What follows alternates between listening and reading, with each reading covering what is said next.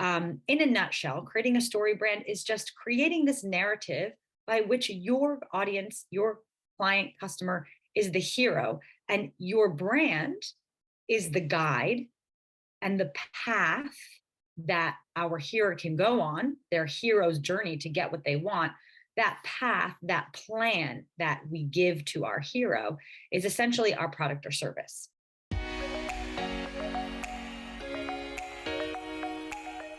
Hello, and welcome to this week's episode of the Marketing for Startups podcast. Today, we're going to talk about how do we build a brand that sells for us. Okay, and so I'm going to start with kind of a startling statistic that I read last week, which is 25%. Okay, our attention span on average has decreased year over year from the year 2000 to 2015. Our attention span length has decreased by 25%, which is startling, but not unexpected. Because of course, with social media, our whole way of consuming and digesting information and digesting the world around us has completely changed. But 25%, right? That we've lost so much of our attention and focus because everything is vying for our attention at the same time. And I don't know about you, but I find it completely overwhelming at times. And I go on social media diets quite frequently. Every couple of weeks, I will erase all of my social apps for a couple of days or the weekend or whatever, and just breathe and not be tempted, because it is that addictive, right? It is that addictive. But we're not talking about social media today. We're actually talking about brand. And so why did I start with this idea of our attention span? Well, because in order to actually sell and have a successful business, you need to find a way to break through the noise. And intentionally constructing, creating a brand that will break through that noise, that will stand out from the crowd, is something that all founders must go through and consider, right? We need to pay attention to our brand and certain elements of it, which I'm going to chat about with you today. But we need to design this intentionally, because gone are the days when we can kind of just move forward with a logo and a name and not pay much attention to how we're showing up visually, and through the copy and all of the pieces of the brand that really makes our business unique. We can't move forward without actually solidifying those and making those as strong as they can be. Okay, so before we get into talking about how to create a brand that sells, I want to remind you that I'm so happy that you're here. I love that I get to be a part of your day. I hope that I add value and that I give you good, juicy information that you can apply to your business. And if you know any other founders who might benefit from learning about marketing for their own startups and would benefit from the information that I share here on the Marketing for Startups podcast, it would mean the world to me if you could share this podcast with an entrepreneurial friend, or better yet, share it on social, or better yet, give me a rate and review the podcast. It's just the way that I can help beat the algorithm is if y'all are sharing it and giving your feedback. That's sort of the only way that us podcasters can reach more people. So that to the side. I am going to get down and dirty with talking about how to build a brand that sells for you. And at the end of this episode, I will share the URL for a download, a free guide that I have that you can go ahead and use, obviously for free, to help build out these elements of the brand, some of which we're going to chat about today. So if you do want to grab that download now and have it on hand while listening, I will give you the URL. Hold on one sec. Okay, so it's uglyventures.com/brand. So that's UGLI, ugly with an I, ventures.com/brand. And you can go ahead and get the guide for how to build a brand that people talk about, all right? A brand that is going to sell for you. So without further ado, let's get into it. Okay. So why do some brands thrive, right? So we're talking about how crowded the marketplace is, how noisy the marketplace is. But obviously, there are brands that connect with us, right? The brands that we are very loyal to, the brands that really stand out, the brands that are truly interesting and disruptive.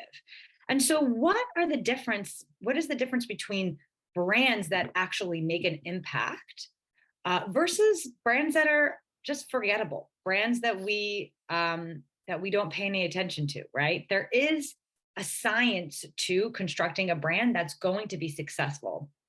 But out of all of the strategies and all of the sort of points I'm going to chat about today, the most important thing you can do in building a brand is make sure that you're building one that connects and engages with your target audience.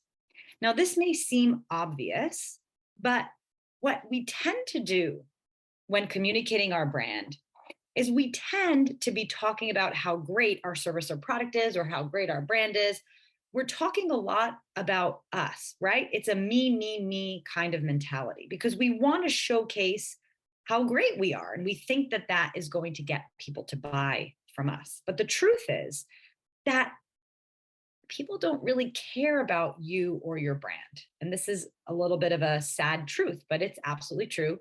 People don't care about you or your brand, and that's completely okay. I think I'm saying this a lot lately because it is so true. And it's something that I need to remember for myself because we build brands for our audience, for our customers.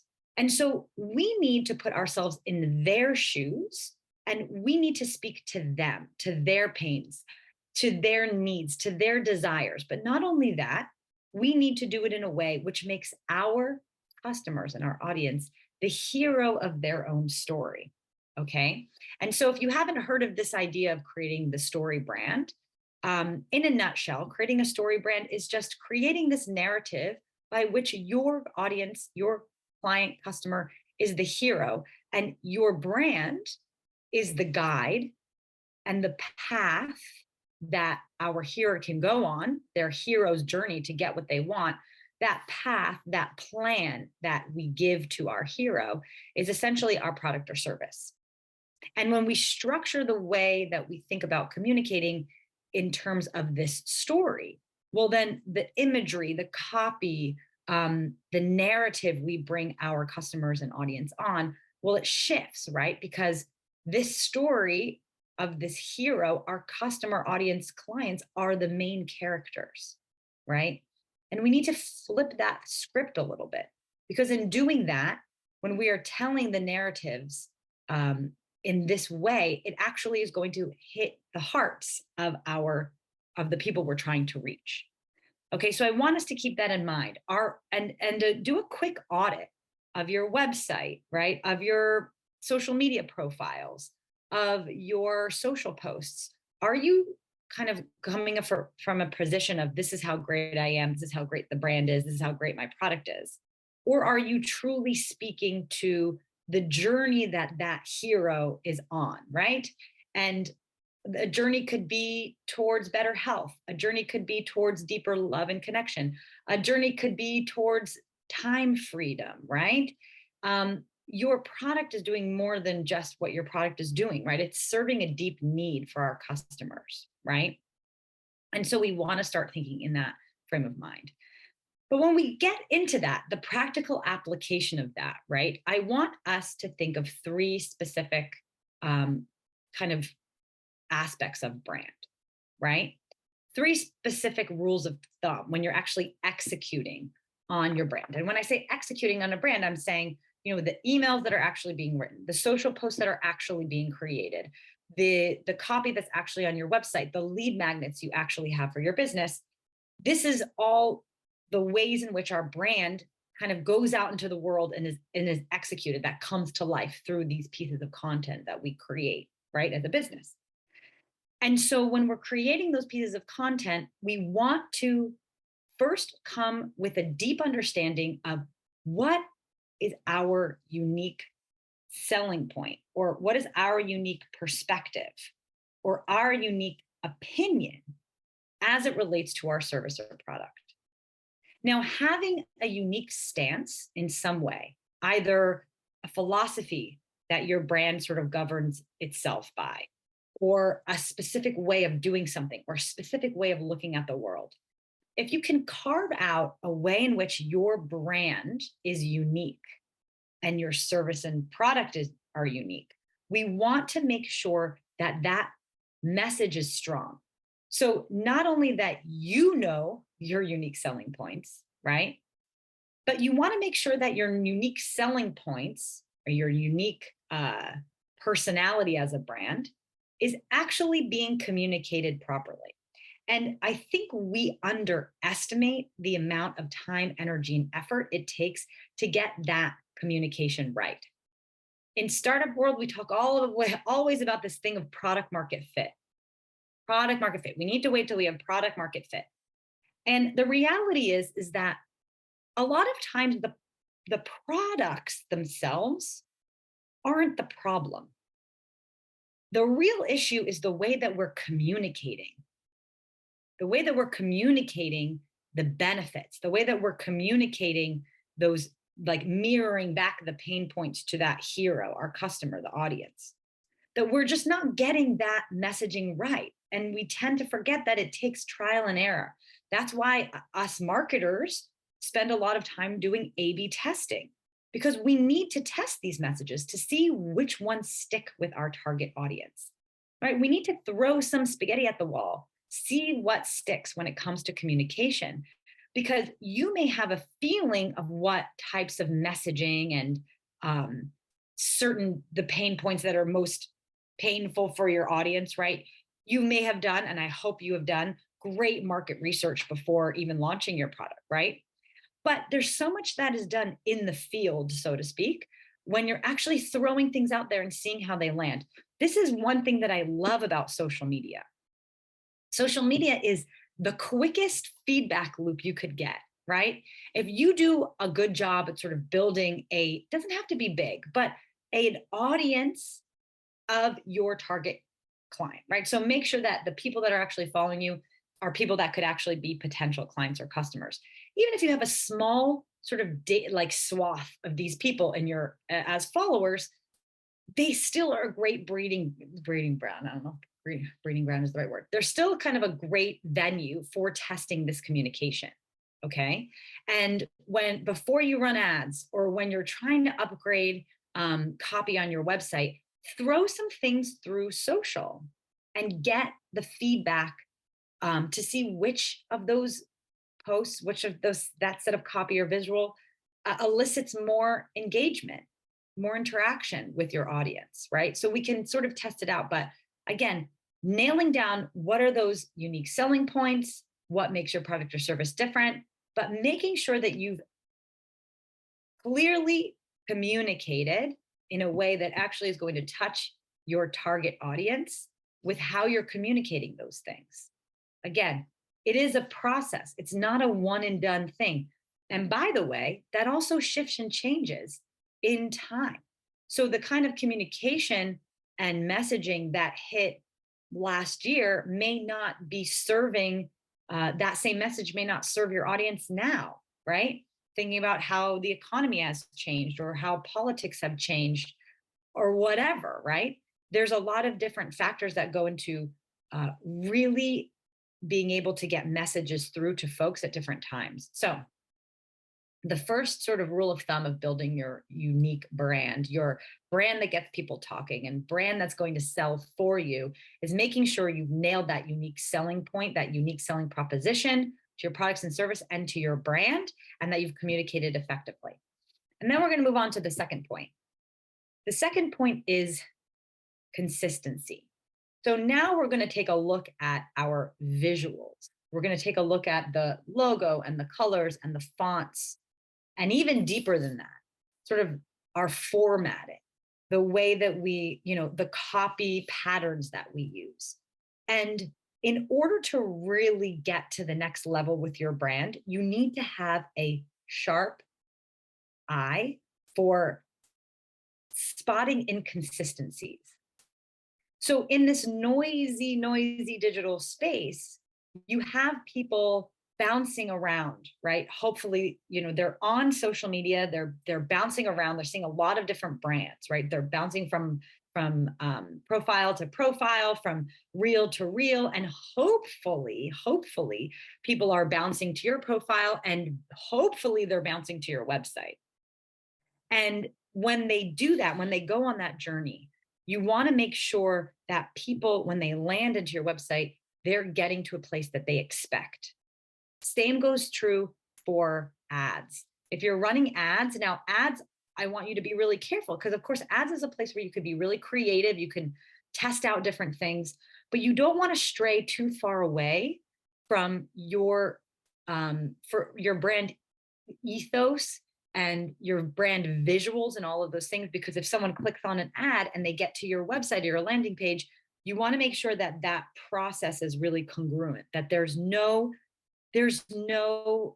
surprises, right? That prospect gets to your website and they are exactly where they expect to be, and they're seeing exactly what they want to see based on what their previous action was.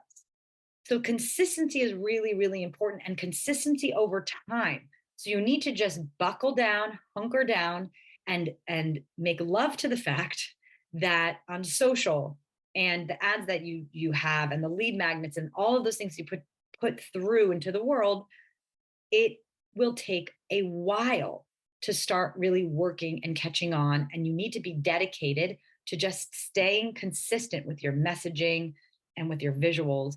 And don't get this itch to sort of throw everything out and start over again. This happens a lot. And again, it goes back to communication. So let's look at a good example of like lead magnets. Lead magnets is a really, really good example. Now, if you're a product-based business and you're just like doing discount codes and things like that, maybe this conversation doesn't apply so much to you, because okay, a discount is a discount. You can say it a million different ways, but there are different types of discounts you can test out. So this will make sense in a second, but think about free shipping versus how many percentage off versus the actual words you use to communicate a discount. But for other lead magnets that are like more value based, so let's say that you created a guide, like the free guide that you can get on uglyventures.com/brand, to get the brand building guide. But say you built a guide, and those things take a long time to put together. I mean, this guide, the brand guide that I made for you guys, took me probably about 2 weeks to finish and complete. And it is fire. It is so good. I'm so excited for you to download it. But they take a lot of time. And whether it's a checklist or a mini training or whatever it is, these sort of assets, they take a while to put together. Now, the problem is that when we don't see these immediate results from those kind of lead magnets, our instinct is to just like throw down and do something new. And especially us as entrepreneurs, we're always thinking of new ideas, things that are going to be more helpful for people, right? But that also could be a huge mistake, because again, it's less about the product, less about the lead magnet, the content that you made. And it's 99.9% more how you're communicating the value of that particular lead magnet, right? The value of whatever promotion that you're doing, or a discount code or whatever. It's copy is so important, right? Because yes, the visuals are going to attract people, but the copy is going to explain what it is and explain what the value is to them, right? Because it's about them. So when I talk about consistency, you want to make sure that you're having a very steady, very uniform way of presenting your brand. And before you sort of determine whether something's working or not working, right? Especially if it's going to be a big thing like a rebrand, I really encourage you to focus on the how are you communicating, and make sure that you're doing it properly in a way that's touching your audience and connecting with your audience. And again, social media is a really great testing ground for that if you want to get some feedback right away. And then last but not least, and this is something that maybe is like a little counterintuitive, because in today's world, I think we are, especially as business owners, we are like so pressured to have just a shit ton of stuff going out there, right? I talk a lot with the founders that I mentor about this idea of the volume of content that needs to be produced.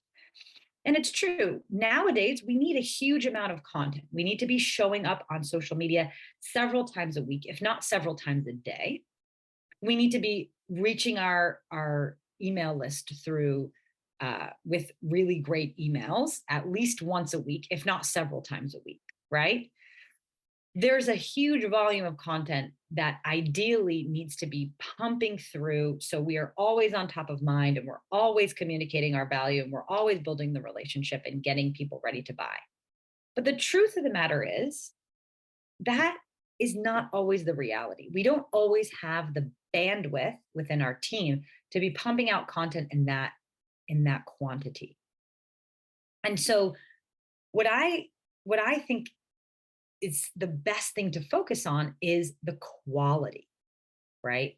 The quality. Because if you build quality content, that content will serve you again and again. Okay. You don't have to always be making net new, fresh content. If you are intentional in building really good quality, evergreen content, you can be building out this content bank. So eventually, in a couple months or even in a year, you'll have enough backlogged content that you can be kind of dripping out through, several times a day on social media or whatever. You'll build up to that quantity. But in the beginning, or when you don't really have the bandwidth at the moment, you want to focus on the quality, right? And if that means you're doing an email to your list once a month or once every 2 weeks, you can build up to these cadences to become more frequent. But at the beginning of this journey, right, of sort of getting your brand to that next level, you want to make sure the quality is there. There's this really great theory by Kevin Kelly, who's this very cool dude, and he's the co-founder of Wired magazine. But he's a TED speaker, futurist, all of these things. But he has this theory of the 1,000 true fans, and I love thinking of this idea of 1,000 true fans. His whole argument is that if you can build a business focused on just acquiring 1,000 true fans, that you will have a viable business, right? That if you cultivate these 1,000 true fans that are kind of going to buy from your brand, whatever you're going to sell, because they're just such loyal fans, that there is an endless amount of possibilities and unlimited potential for success with cultivating these 1,000 fans. So the idea being that we think we need hundreds of thousands and millions of followers and fans to actually have a successful business. That's not the case. And especially sort of in this startup and sort of growth phase of your business, you want to focus on, okay, well, if 1,000 fans is really, really going to get me to my revenue goal, right? And we're, depending on the price of your product or whatever, but if the potential there to have my multi-7 or 8-figure business with these 1,000 fans, you're going to shift your focus a little bit and say, okay, well, if I'm going to cultivate these true fans, let's start with the first 10. Let's start with the first 100, the first 500, and make sure that everything you do in expressing your brand, right, and the way that you connect with your customers is built with this idea of cultivation, right, of this true fan. You're going to show up very differently because you're going to value that connection so much more than if you're just trying to acquire eyeballs, right? And this is this kind of ugly phrase we have in marketing, which is like, how many eyeballs can we get on, this offer or this ad, right? Let's not think of people as eyeballs. Let's think of them as human beings that we're building a relationship with. Okay, so quantity is not the goal here. Quality is the goal in terms of content and connection and everything that you're putting out into the world for your business. So that is sort of the beginning little buds on how we're going to build a brand that sells for us, a brand that gets people talking, right? We want to make sure that we are not just doing the minimal viable sort of brand. That was good when you first began, okay? When you just not need to put that sign out in front of the storefront, or you just need to get that website up and you just kind of slapped a bunch of stuff together and you just made it work, right? To get you started, that's fine. But I'm talking about what's going to get us to the next level. What's going to get us from 6 figures to 7 figures and beyond? What's going to, how are we going to create a brand that is such an asset in our business that it actually sells for us, right?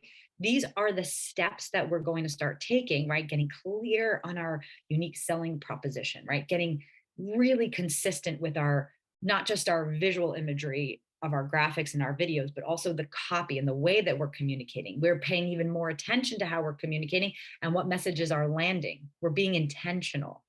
And we're looking to get really good quality on everything we do for our business instead of just throwing out a lot of quantity to sort of acquire people as quickly as possible. And whether they buy or they don't come back or they complain or whatever. No, we're focusing on cultivating the relationship, right? And building that into the ethos of our business and into the ethos of everything we do in terms of executing the brand. And in the end, you're going to find that when you build the brand in that way, the brand itself becomes an invaluable asset to your business, but also to yourself, right? It's not just about the, how big's your email list, right? But how big is that? How engaged is that email list, right? Because if we have this thriving relationship with our audience, our prospects, our customers, our clients, well, then we actually have a real launch pad that is available to us in whichever direction we take our business or whatever new products or services that we create, that this audience that we've cultivated through this brand, the avatar, right, is of us as founders and the business we built. That avatar is the brand, right? That brand goes out into the world and builds this relationship, right? This beautiful expression of what we want to, our mission, right? That's what the brand is. And so when that's out in the world doing what it can do for us in the best way possible, well, then it actually becomes a vehicle, a selling vehicle for us as well. So let's not forget about our brand. Okay. If you want to grab the free guide to how to get started building a brand that gets people talking, please do so at Ugly Ventures, UGLI ventures.com/brand, BRAND. And until then, I will see you next week. And, keep going strong, founders. You don't have to go fast, right? This is the slow and steady. You just got to consistently take action on the things that will get you to the next level. See you next week.